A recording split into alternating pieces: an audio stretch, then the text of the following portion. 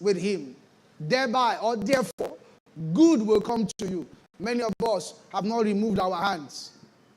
We have not removed our hands. So what is peace? Peace is a condition where you are free from disturbance. It's freedom from disturbance, whether outward or inward, but you are not disturbed within your soul at all. The Amplified of that, Philippians 4:7 says, and God's peace shall be yours. That tranquil state of a soul assured of its salvation through Christ. I love that. That soul that is assured. That's why when you listen to some of the Psalms of David, read them. David said, there is hope for me in God.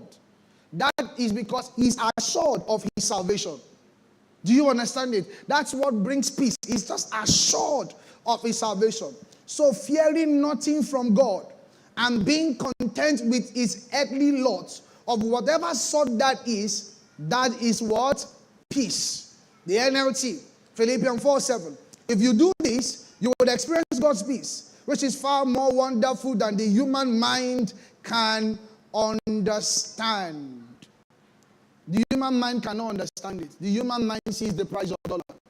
You know they see dollar and they see God. You know they see the economy and they see God. You know they see the government and they see God. Because nobody will understand why you are not moved.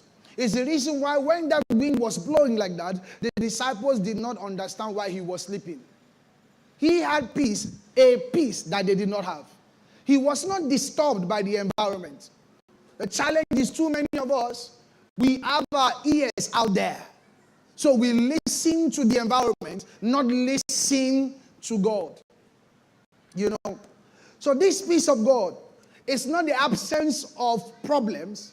The peace of God is a reflection of the believer's consciousness of the presence of God. It's not the absence of problems. You write this thing, I say. You don't write it. Don't be lost. Inside teaching of peace, you are worried. So the peace of God is not the absence of problems. Take note of what it is. It's a believer, because unbeliever cannot have it. That's why I'm very specific with the definition. Peace of God. A peace that is from God. A peace that belongs to God. A peace that can only be given. That's why it's called peace of God. So the peace of God is not the absence of problems. Rather, it's the believer's consciousness of two things. One, the presence of God. Two, the sufficiency of God. The presence of God. Two, the sufficiency of God. Now, when we were growing up, we had in a short period of time, I had that daddy figure in my life. And daddy was larger than life. Now that some of you are daddies and men, you realize that your uncles and your daddies were supermen. Some of you, have you realized it? We were 12 children in the house. Before time resumed, everybody has 2 uniform, bag, books, textbook, everything. But before the time we resume, 12 children. 12. Huh? When I saw the breakdown of Gogo's school fees, God has provided. So imagine 12. But daddy was doing that. But that daddy was capable. What I'm telling you of the story is that no matter what was happening, sometimes there will be major fights in the streets, major problems, and everybody will be exercising their efforts. Mommy will be shouting. Once daddy comes like this, see, we went inside our house and we started playing. Daddy's outside. Daddy has come. Do you understand? If it means to pick all of them and arrest all of them, daddy has come. You know that problem is solved. Just knowing that daddy is around, you will sleep inside the car. There are some people driving you somewhere. Fear is not going to let you close eye. True or false? There are some people driving you somewhere. It's not that the road got better.